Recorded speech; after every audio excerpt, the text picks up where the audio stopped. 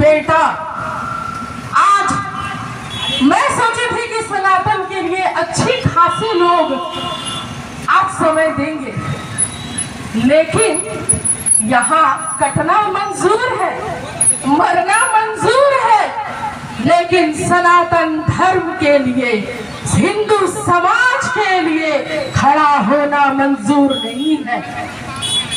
जबकि सबको पता है कि जो खतरा बांग्लादेश में है और जो सूरत हाल बांग्लादेश की है, वही सूरत हाल बहुत जल्द भारत की भी होगी। और अगर आपको उस खतरे से कोई बचा सकता है तो वो आप खुद हैं। अगर अब भी आप नहीं जगे और अब भी आप जागरूक नहीं हुए तो शायद अफसोस करने का भी समय नहीं रहेगा। बाकी बातें हम उस वनांचल चौक के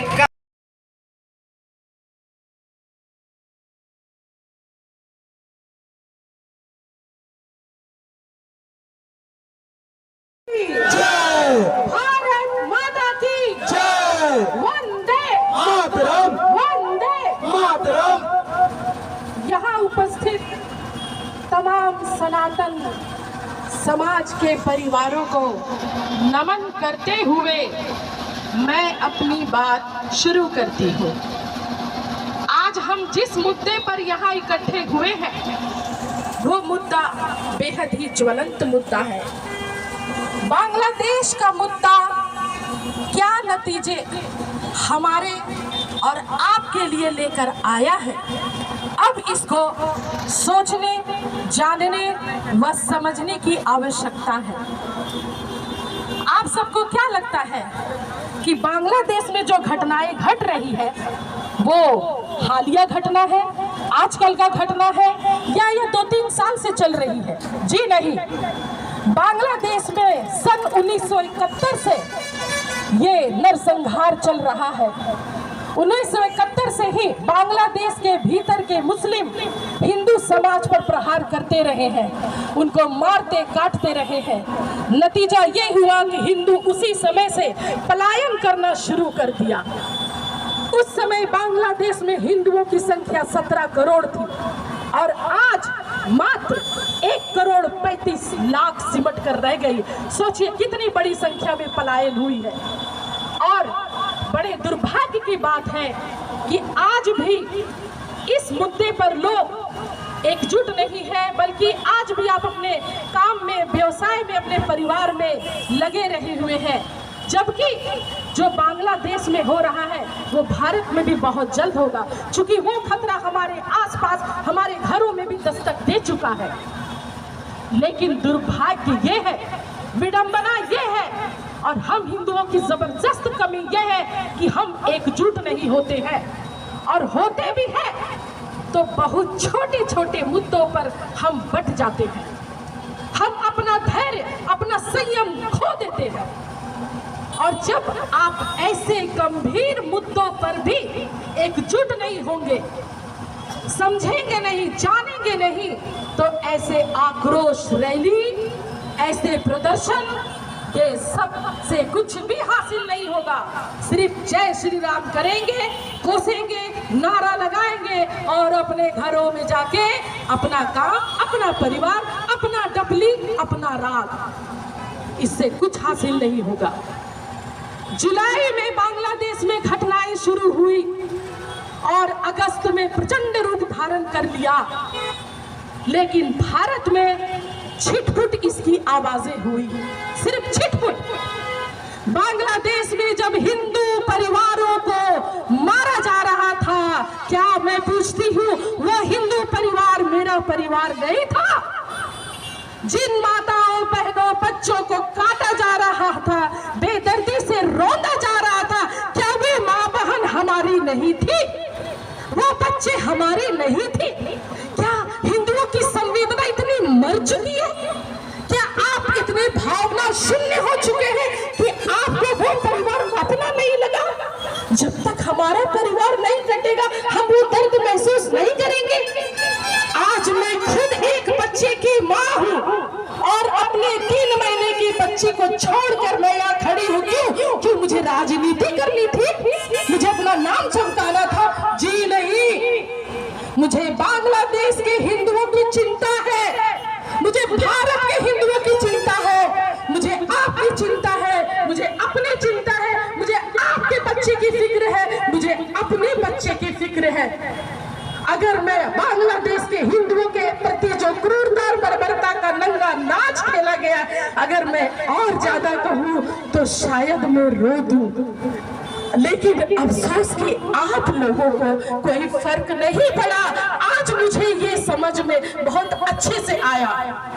मैं आज इस मंच के माध्यम से बोलती हूँ, बहुत गर्व से बोलती हूँ कि मैं वो हिंदू समाज की बेटी हूँ, मैं वो समुदाय और संप्रदाय से आती हूँ जो जहाँ जन्म लिया उस जगह को सींचा है, संवारा है, निखारा है। और बांग्लादेश में हिंदुओं ने भी यही किया, बांग्लादेश को सींचा, संवारा, निखारा, धीरे धीरे ही सही, चाहे वो व्यापार हो चाहे क्रिकेट हो, बांग्लादेश ने तरक्की किया। और यही से हमने गलती कर दी, बदले में उसने हमारी गर्दनें काटनी शुरू कर दी।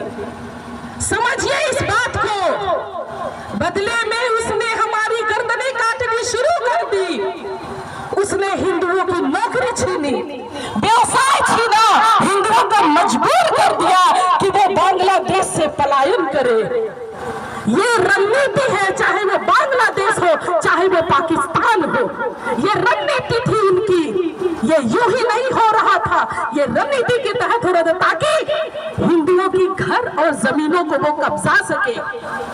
यही कारण रहा था कि सीएए लागू करने की बात हुई तो भारत में जबरदस्त विरोध हुआ। क्यों? क्योंकि उनको पता चल गया कि इससे हिंदू सुरक्षित हो जाएगा। जब पूरे विश्व के मुस्लिम एक परिवार हो सकते हैं तो हम हिंदू क्यों नहीं? जय। 1971 से लेकर आज तक कभी हिंदू सचेत नहीं हुआ, आज भी हिंदू सचेत नहीं है। वहां पर माता और बहनों की अस्मिता को बुरी तरह वो लोग कुचल रहे थे, बलात्कार ऐसा कि रूह कांप जाए। और हम ही करते हैं कीजिए, लेकिन कृष्ण के उस स्वरूप को क्यों भूल गए जिन्होंने अधर्म और अन्याय के लिए सुदर्शन उठाया था और धर्म की स्थापना की थी, बिना डरे, बिना थके और बिना रुके।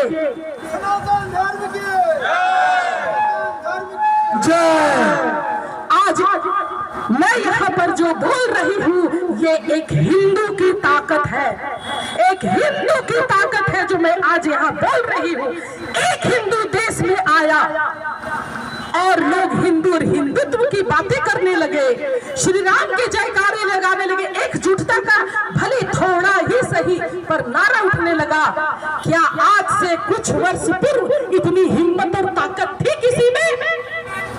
वो एक आदमी जो देश में आया, अगर पूरी हिंदुस्तान के हिंदू उस एक आदमी के साथ मिल जाए तो सोचिए क्या होगा,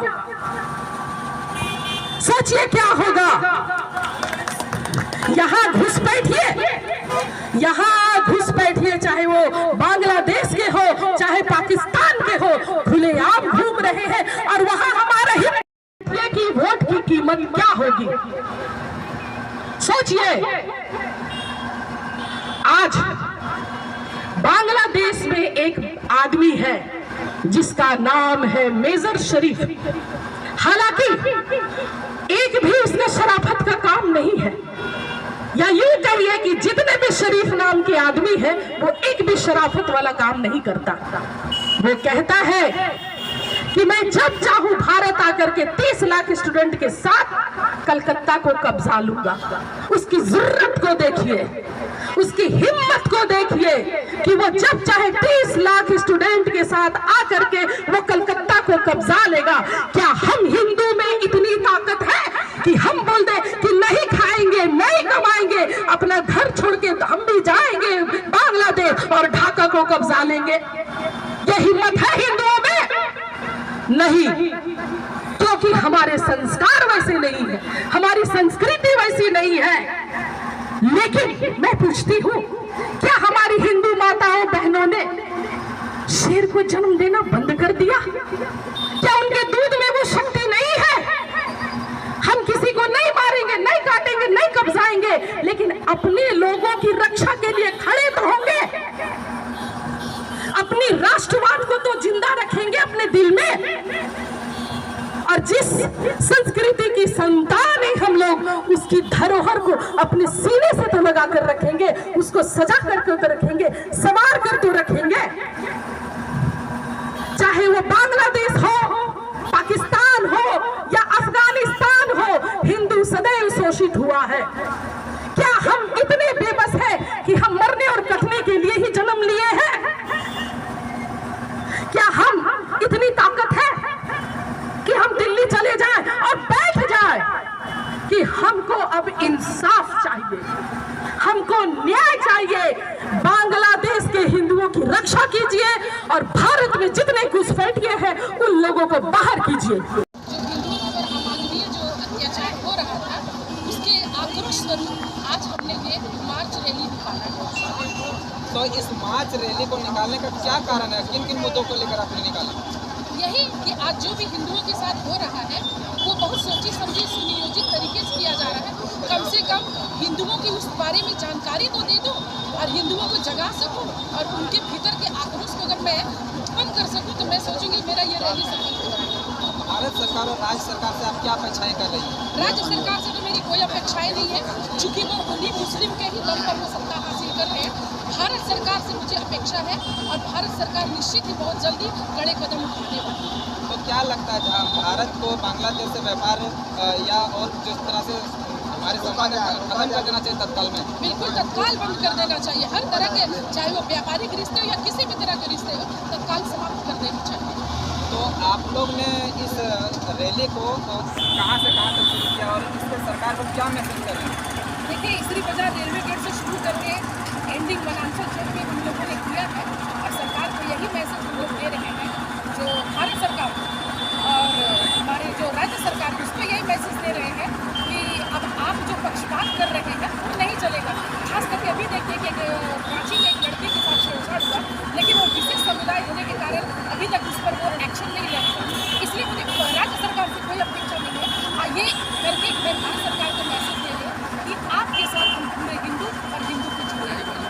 बांग्लादेशी यहाँ अपने क्षेत्र में भी निवास कर रहे हैं, उस पर कोई लोकल जो प्रशासन कोई कार्रवाई नहीं कर रही है?